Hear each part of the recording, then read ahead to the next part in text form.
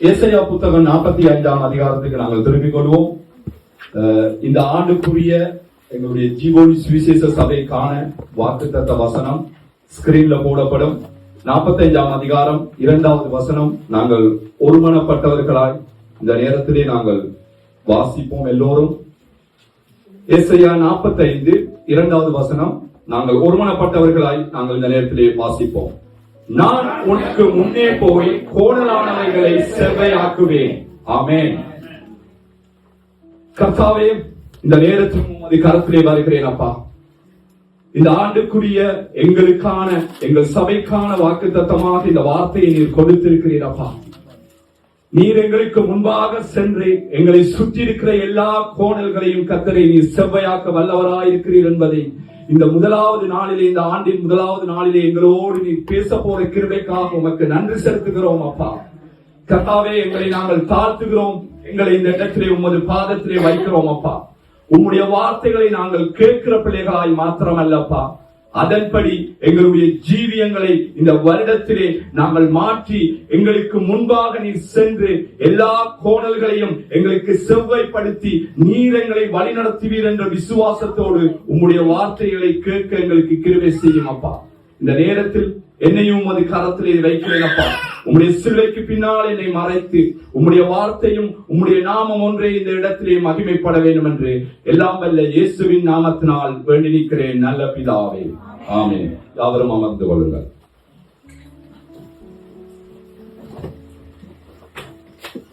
ஏசாயா புத்தகத்திலே நாங்கள் இன்றைக்கு இந்த 2026ஆம் ஆண்டுக்கான எங்களுடைய சபைக்கான அந்த வாக்குத்தத்தத்தை நாங்கள் பார்த்தோம். மிக அழகான ஒரு காரியத்தை கர்த்தர் சொல்கிறார். நான் உனக்கு முன்பாக போய் உனக்கு முன்பாக இருக்கிற எல்லா கோணல்களையும் நான் செவ்வாய்ப்படுத்துவேன் என்று கர்த்தர் சொல்லுகின்றார். முதலாவது நாங்கள் கர்த்தருக்கு நன்றி சொல்ல வேண்டும். இந்த இடத்திலே, இந்த புதிய ஆண்டிலே கர்த்தர் இந்த ஆராதனையை செய்வதற்கும் தேவன் இந்த இடத்திலே தொடர்ந்து எங்களுடைய ஆராதனைகளை வழிநடத்துவதற்கு கர்த்தர் எங்களுக்கு ஒரு புதிய இடத்தை எங்களுக்கு கர்த்தர் கொடுத்திருக்கிறார். எனவே அதற்காக முதலாவது கர்த்தருக்கு நன்றியை நாங்கள் செலுத்த வேண்டியவர்களாய் இருக்கின்றோம். இந்த இடத்திலே ஒரு காரியத்தை நாங்கள் பார்க்க வேண்டியவர்களாக இருக்கின்றோம். 45ஆம் அதிகாரம் அந்த முதலாவது வசனத்திலே அந்த முதல் 3 வரிகளை நாங்கள் வாசிக்கும் பொழுது அங்கே ஒரு ராஜாவை அங்கே தேவன் அங்கே தேர்ந்தெடுக்கிறார். கோரஸ் என்ற அந்த ராஜாவை தேவன் தேர்ந்தெடுக்கிறார். ஆனால் இதுல ஒரு அற்புதமான ஒரு காரியம் என்னவென்றால், அப்ப எங்கே அது நடைபெறுகிறது? ஒரு காரியத்தை நாங்கள் யோசித்து பார்க்க வேண்டும். பிறப்பதற்கு முன்பாக தேவன் அங்கே அந்த தீர்க்க தரிசனத்தை கொடுக்கின்றார். எனவே 150 வருஷத்துக்கு பிறகுதான் இந்த ராஜா அங்கே பிறக்க போகிறார். ஆனால் தேவன் அதை முன்பாகவே அங்கே கட்டளையிடுகின்றார். அப்படி என்றால் இந்த இடத்திலே நாங்கள் வந்து நிற்கிறோம். நாங்கள் பிறப்பதற்கு முன்பே கர்த்தர் எங்களை அங்கே முன்குறித்திருக்கிறார். அதை நாங்கள் மறந்துவிடக் கூடாது. எனவே இந்த இடத்துல ஏதோ வருகிறோம், பாடுகிறோம், இசைக்கருவி வாசிக்கிறோம், நாங்கள் துதிக்கிறோம், நாங்கள் பிரசங்கம் பண்ணுகிறோம், ஒவ்வொருத்தர் நாங்கள் வாழ்த்துகிறோம் என்றதுக்காக இந்த இடத்திலே நாங்கள் வரவில்லை. கர்த்தர் நான் பிறப்பதற்கு முன்பாகவே என்னை முன்குறித்திருக்கிறார். அதனால் தான் இந்த இடத்திலே நாங்கள் வந்து தேவனை நாங்கள் தொழுது கொள்கிறோம் என்பதை நாங்கள் மறந்துவிடக் கூடாது. எனவே அங்கே மிக அழகாக சொல்லப்படுகிறது அந்த முதலாவது வசனத்திலே, கர்த்தராகிய நான் அபிஷேகம் பண்ணின கேரசுக்கு எதிராக. அபிஷேகம் என்பது பழைய ஏற்பாட்டிலே அங்கே பிரித்தெடுக்கப்படுவது என்று சொல்லப்படுகிறது. எனவே ஒரு மனிதனை அங்கே தேவன் தனக்கென்று அங்கே பிரித்தெடுப்பதை தான் அபிஷேகம் என்று அங்கே பழைய ஏற்பாட்டிலே குறிப்பிடப்படுகிறது. எனவே தேவன் அந்த ராஜாவை தன்னுடைய காரியத்துக்காக அங்கே பிரித்தெடுத்திருக்கிறார். இன்றைக்கு ஒரு காரியத்தை நாங்கள் பார்க்க வேண்டியவர்களாக இருக்கிறோம். இந்த இடத்திலே நாங்கள் வந்து நிற்கிறோம் என்றால், முதலாவது கர்த்தர் என்னை இந்த உலகத்திலிருந்து பிரித்தெடுத்திருக்கிறார் ஒவ்வொருத்தரையும். அதை நாங்கள் மறந்துடக்கூடாது. தேவன் எங்களை பிரித்தெடுத்தபடியினால் தான் நாங்கள் இந்த இடத்திலே வந்து அமர்ந்திருக்கின்றோம். நாங்கள் வாசித்து பார்ப்போம். லேவியராகமம் 20ஆம் அதிகாரம் 26வது வசனத்தை ஒரு கால் நாங்கள் வாசித்து பார்ப்போம்.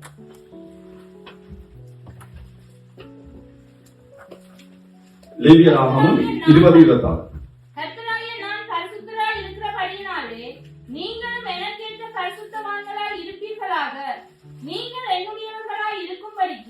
உம்மை மற்ற ஜனங்களை விட்டு பிரித்தெடுத்தேன். ஆமென்.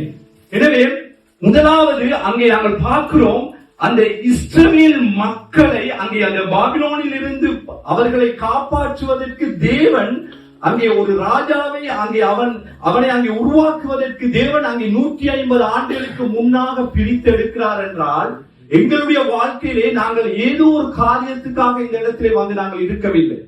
எங்களை வைத்து இந்த தேசத்திலே நாங்கள் யோசித்து பாருங்கள், நாங்கள் இலங்கை தேசத்திலே பிறந்தோம், ஒவ்வொரு ஊர்களிலே பிறந்தோம். ஆனால் இந்த பிரான்ஸ் தேசத்திலே கர்த்தரை அழைத்து வந்து தேவனை நாங்கள் அறியத்தக்கதா இந்த இடத்திலே எங்களை பிரித்து வைத்திருக்கிறார் என்றால், தேவன் இந்த தேசத்துக்குள் எங்களை ஏதோ ஒரு காரியத்தை செய்வதற்காக கர்த்தரை பிரித்து வைத்திருக்கிறார்.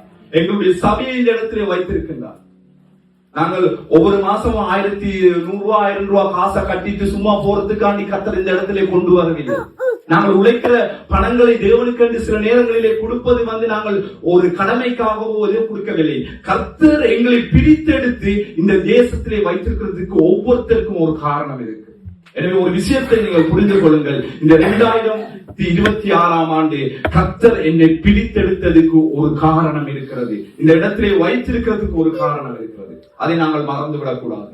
அவர் தன்னுடைய பிள்ளைகளாக நாங்கள் தொடர்ந்து வாழ வேண்டிய பிள்ளைகளாக இருக்கிறோம். அதுக்கு நாங்கள் தொடர்ந்து ஓட வேண்டியவர்களாக இருக்கிறோம். நாங்கள் 2 தீமோத்தேயு 2:21 வாசித்தோம். ஆமென்.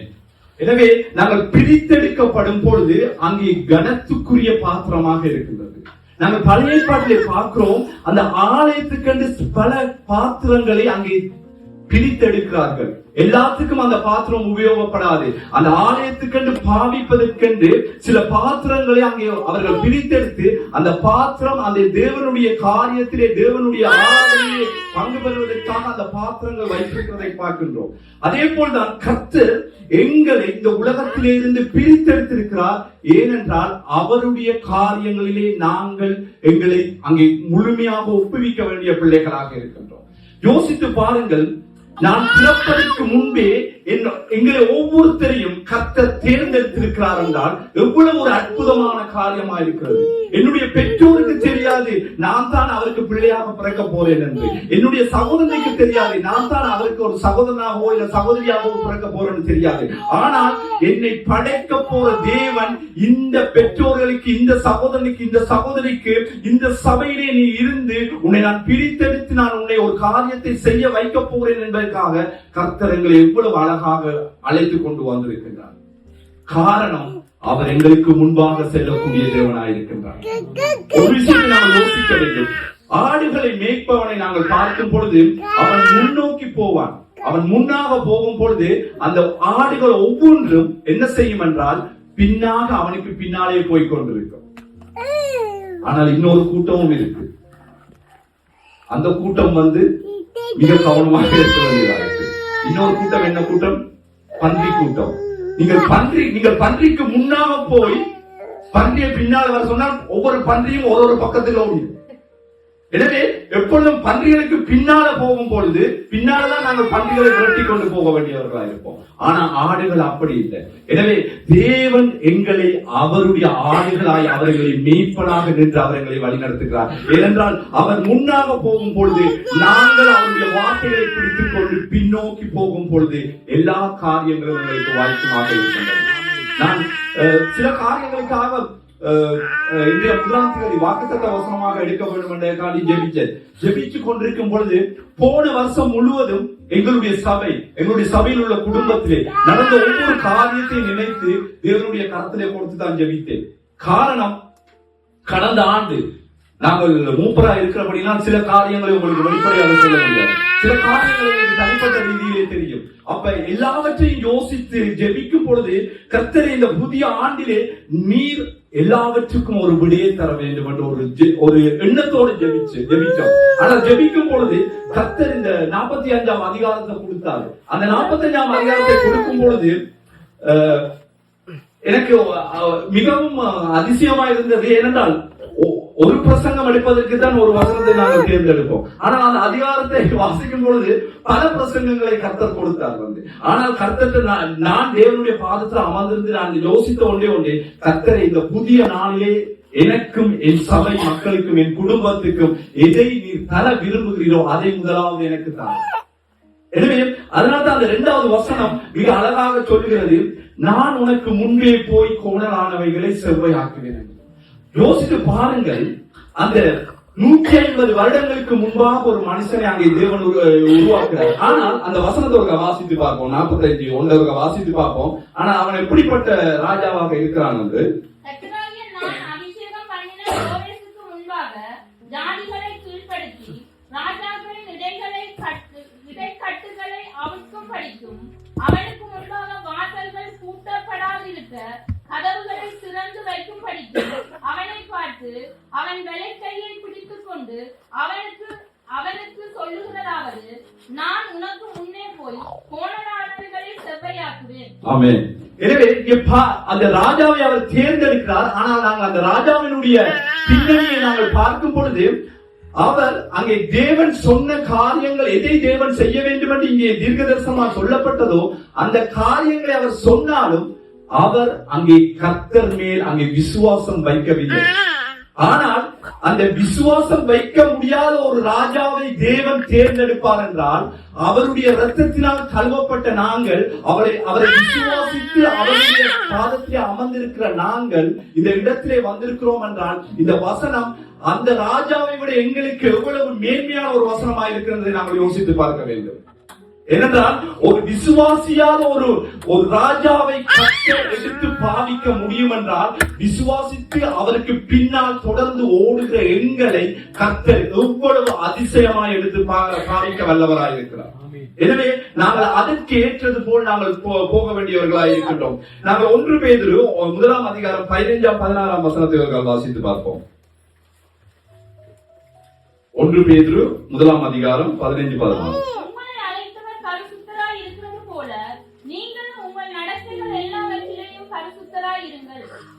ஆமென். எனவே என்னை அழைத்த தேவன், என்னை அங்கே பிரித்தெடுத்த தேவன் எப்படி பரிசுத்தராய் இருக்கிறாரோ அதே போல் என்னுடைய வாழ்க்கையும் பரிசுத்தமாய் இருக்க வேண்டும் என்பதுதான் இந்த ஆண்டிலே கர்த்தர் முதலாவது என்னுடைய வாழ்க்கையை எதிர்பார்க்கிறார். அதற்காகத்தான் கர்த்தர் எங்களை இந்த இடத்திலே பிரித்தெடுத்து வைத்திருக்கிறார். அந்த பிரித்தெடுத்ததற்கான காரணம், அவருடைய பிள்ளைகள் என்ற நாமம் தரிக்கப்பட்ட நாங்கள் அவரோடு நாங்கள் கூட இருக்க வேண்டியவர்களாய் இருக்கின்றோம். 2வது காரியத்தை நாங்கள் பார்ப்போமானால், அதே 45 அதிகாரத்தில் அவர் மிக அழகாக சொல்லுகிறார். அதாவது அவருடைய வலது கரத்தை பிடித்துக் கொண்டு அங்கே சொல்லுகின்றார். எனவே யோசித்து பாருங்கள், தேவன் எங்களை பிரித்தெடுக்கிறார். அவர் பிரித்தெடுக்கிறது மாத்திரம் அல்ல, அங்கே அந்த ராஜாவினுடைய அவனின் வலது கையை பிடித்துக் கொண்டு அவனுக்கு அங்கே சொல்லுகிறார். எனவே எங்களுடைய தேவனும் எங்களுடைய வலது கையை பிடித்துக் கொண்டுதான் அங்கே அவர் சொல்லுகிறார். எனவே அந்த வலது கை என்பது ஒரு வலிமையை கொடுக்கின்றது, ஒரு அதிகாரத்தை கொடுக்கின்றது. எனவே அந்த அதிகாரத்தோடு அந்த வலிமையோடு கர்த்தர் எங்களை பிடித்துக் கொண்டுதான் காரியத்தை சொல்லுகின்றார். யோசித்து பாருங்கள், ஒரு பிள்ளையை நாங்கள் கூட்டிக் கொண்டு போகும் பொழுது அந்த பிள்ளையினுடைய கரத்தை நாங்கள் பிடித்திருப்போமானால், அந்த பிள்ளை முன்பாக வருகிற எந்த ஒரு காரியத்தையும் நினைத்து பயப்படாது. ஒரு சின்ன பிள்ளையை நாங்கள் ஒரு ரோட் கிராஸ் பண்ண வச்சோம் என்றால் அவ என்ன செய்வா, சில நேரத்திலே பயத்திலே அந்த ரோட்டை கிராஸ் பண்ண முடியாத ஒரு சூழ்நிலைக்கு தள்ளப்படுவார்.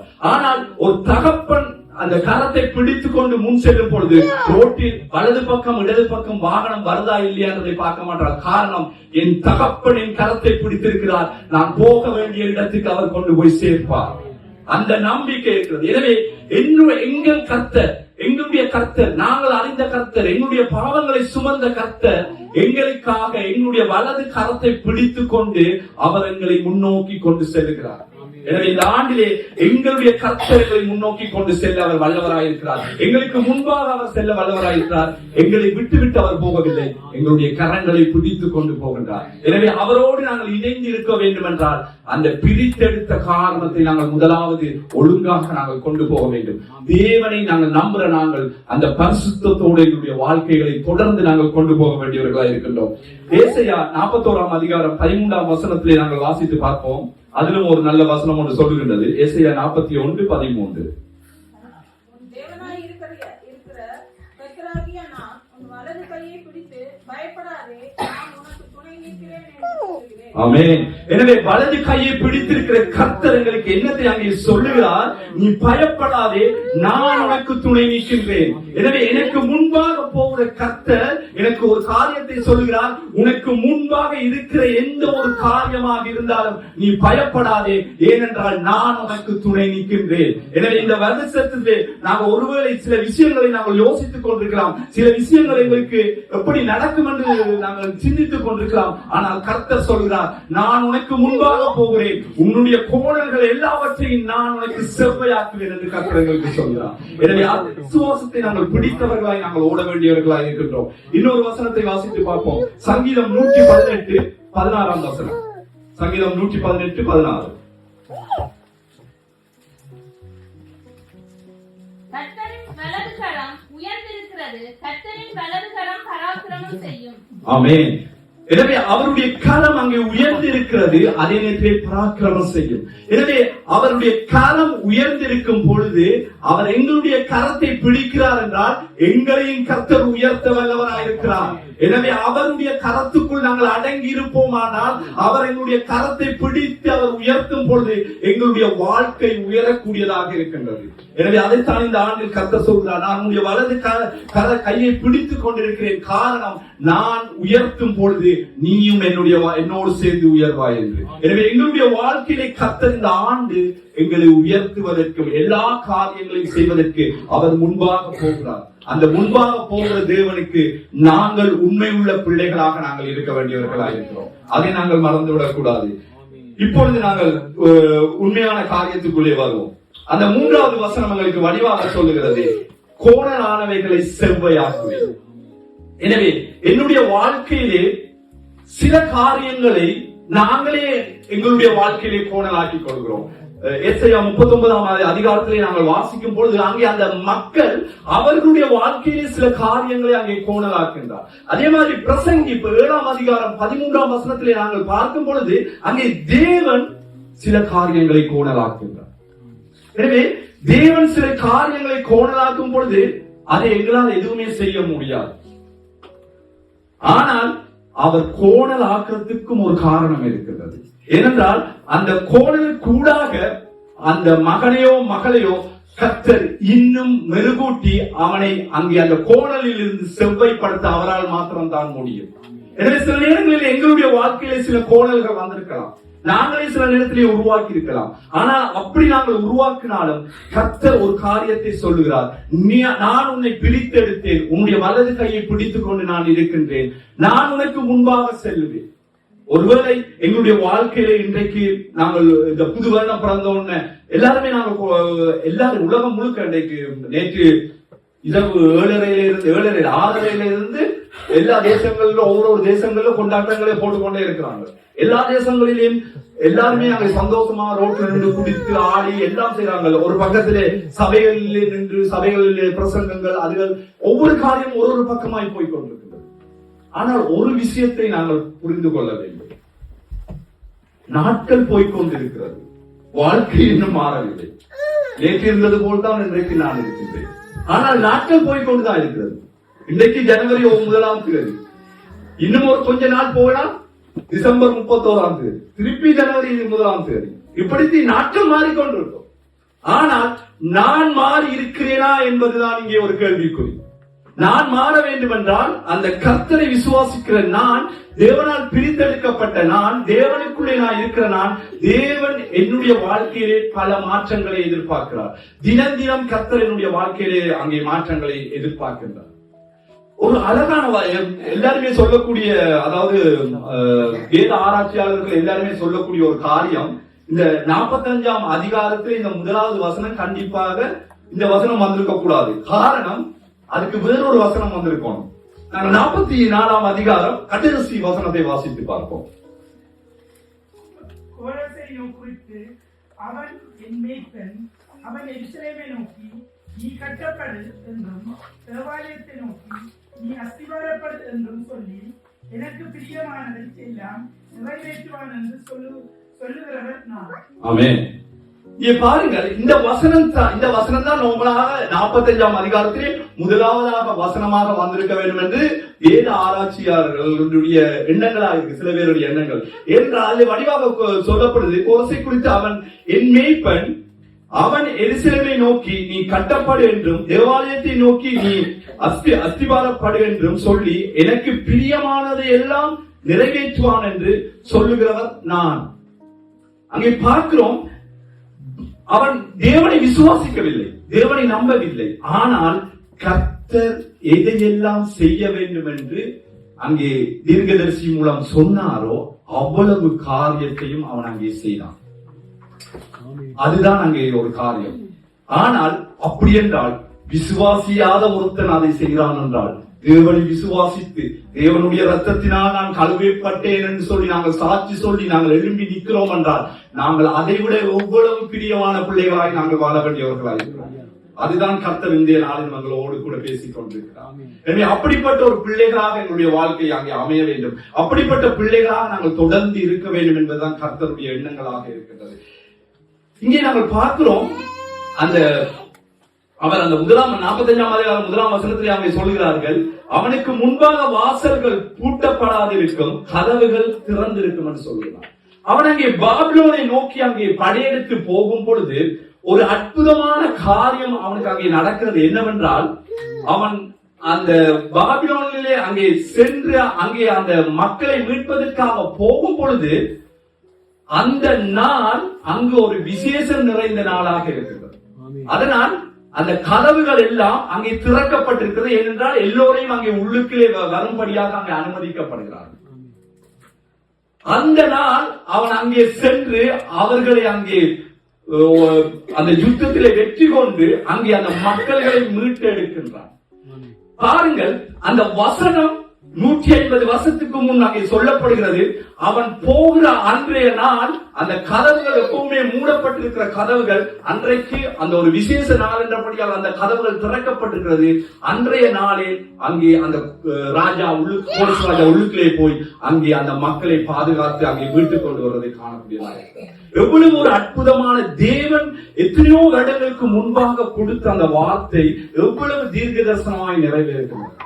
எனவே எங்களுடைய வாழ்க்கையிலும் ஒருவேளை இன்றைக்கு என்னுடைய வாழ்க்கையில் சில காரியங்கள் பூட்டப்பட்டிருக்கிறது நாங்கள் நினைக்கலாம். சில நேரங்களிலே என்னுடைய கதவுகள் திறக்கப்பட முடியாமல் இருக்க நினைக்கலாம். ஆனால் கர்த்தர் ஒன்றுதான் சொல்கிறார், நான் உனக்கு முன்பாக சென்று உனக்கு பூட்டப்பட்டிருக்கிற கதவுகளையும் நான் எல்லாவற்றையும் திறந்து உனக்கு கொடுப்பேன். அதிலிருந்து நீ எல்லா விதத்திலும் நீ வெளியே வருவாய். உனக்கு கோணலாய் இருக்கிற எல்லாவற்றையும் நான் செவ்வையாக்குவேன் என்று சொல்கிறார். அதை நாங்கள் மறந்து விடக்கூடாது. யாக்கோபை நினைச்சு பாருங்கள், தன்னுடைய மாமாவுக்கு பயந்து அங்கே ஓடுகின்றான். ஆனால் மாமா அங்கே அவனை திரட்டி கொண்டு வருகின்றான். அவனுக்கு முன்னால ஒரு ஆபத்து அங்கே போய்கொண்டிருக்கின்றது. அந்த ஆபத்திலிருந்து அவனை காப்பாற்றுவது யார் என்றது அவனுக்கு தெரியவில்லை.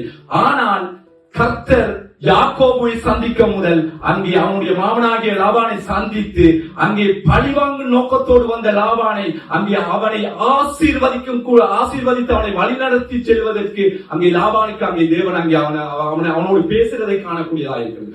ஒருவேளை இந்த வருடம் எனக்கு முன்பாக ஒருவேளை கோணலான சில பிரச்சனைகள், கஷ்டங்கள், வேதனைகள் இருக்கும் என்றால் ஒன்றை மட்டும் நாங்கள் விசுவாசத்தோடு தேவனிடத்திலே நிற்போம்.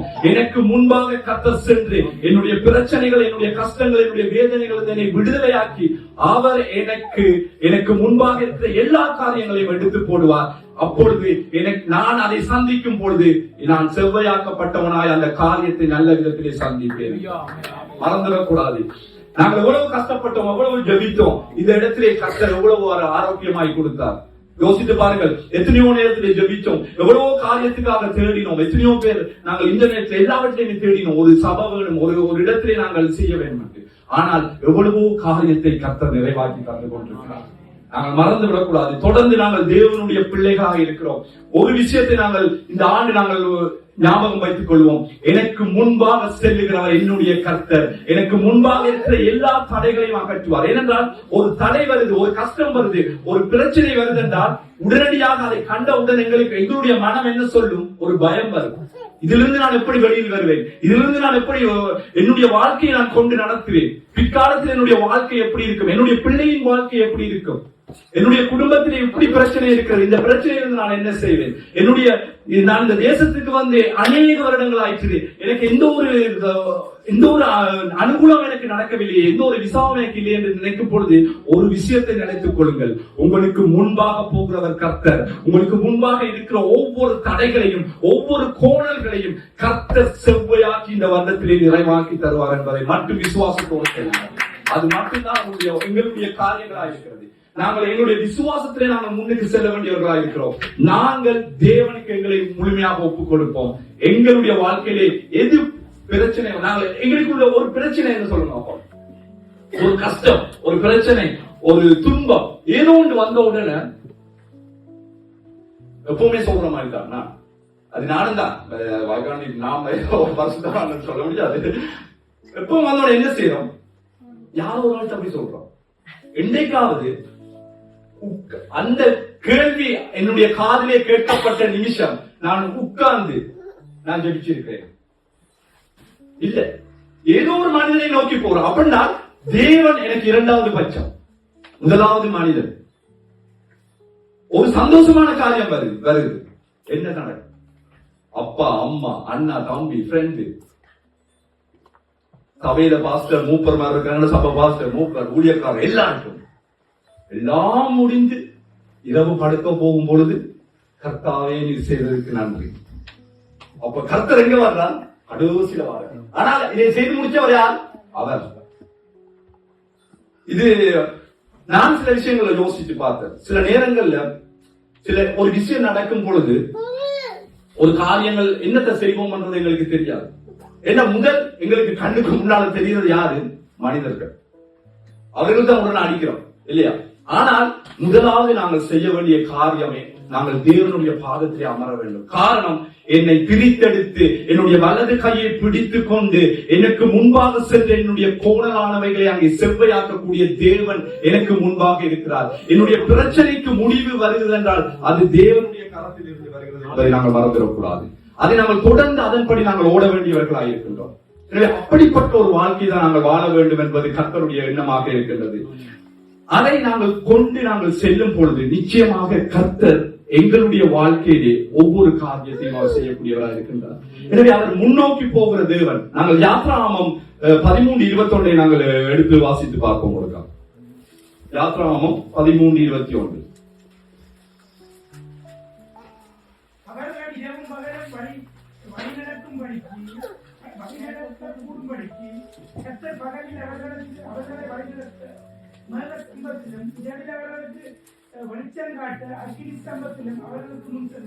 ஆமென்.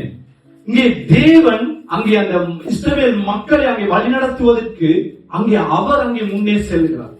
எனவே அப்படிப்பட்ட தேவனைத்தான் நாங்கள் அனுதினமும் நாங்கள் வணங்கிக் கொண்டிருக்கிறோம். அனுதினமும் நாங்கள் ஜெபத்திலே தாங்கிக் கொண்டிருக்கிறோம். எனவே கர்த்தர் எனக்கு முன்பே சென்று என்னுடைய கோணலானவைகளை அங்கே செவ்வாய்ப்படுத்த வல்லவராயிருக்கிறார். அதை நாங்கள் மறந்து விடக்கூடாது. தொடர்ந்து தேவனுக்குள்ளே நாங்கள் ஓடுவோம். தேவன் எனக்கு வைத்திருக்கிற காரியம், ஒரு பயத்தை ஒரு காரியத்தை கண்டவுடன் எனக்கு ஒரு பயம் ஒன்று வருகிறது. ஆனால் கர்த்தர் எனக்கு முன்பாக போகிறார் என்றால் எனக்கு ஒரு நிம்மதி. இப்ப யோசித்து பாருங்க, விசா இல்லாத ஒரு நபர் இந்த தேசத்துக்குள்ளே முன்பாக வாராருன்னு வச்சு கொடுத்தோம்.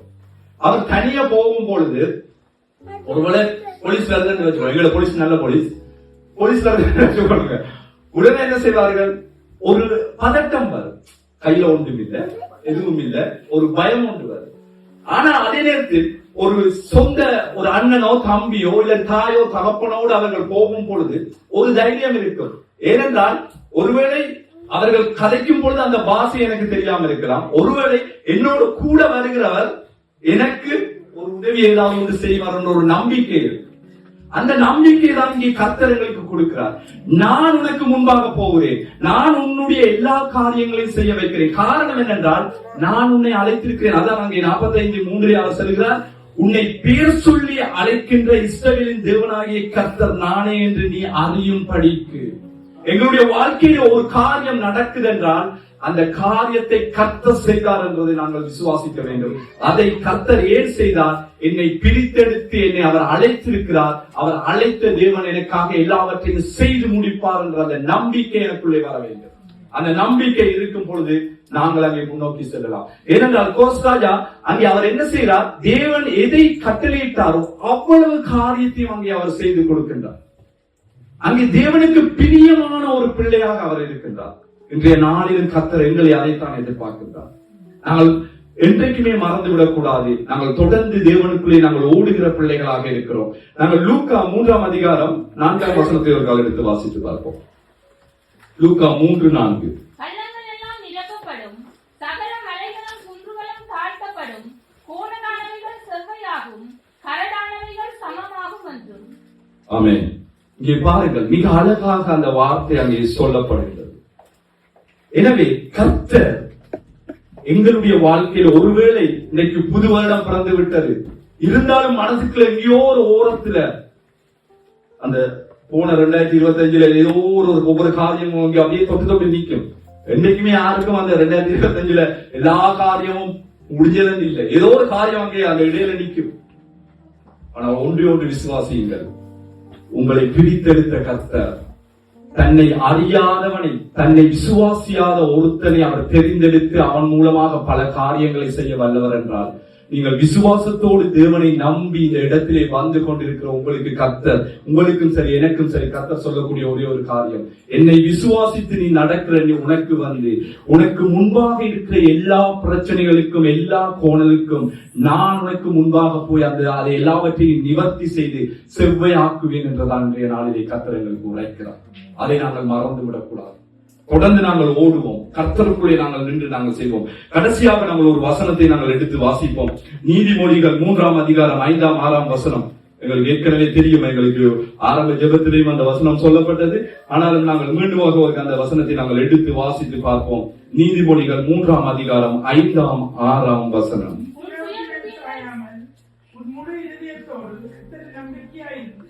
உன் வழிகளையெல்லாம் அவரை நினைத்துக்கொள், அப்பொழுது அவரின் பாதைகளை செவ்வைப்படுத்துவார். ஆமென்.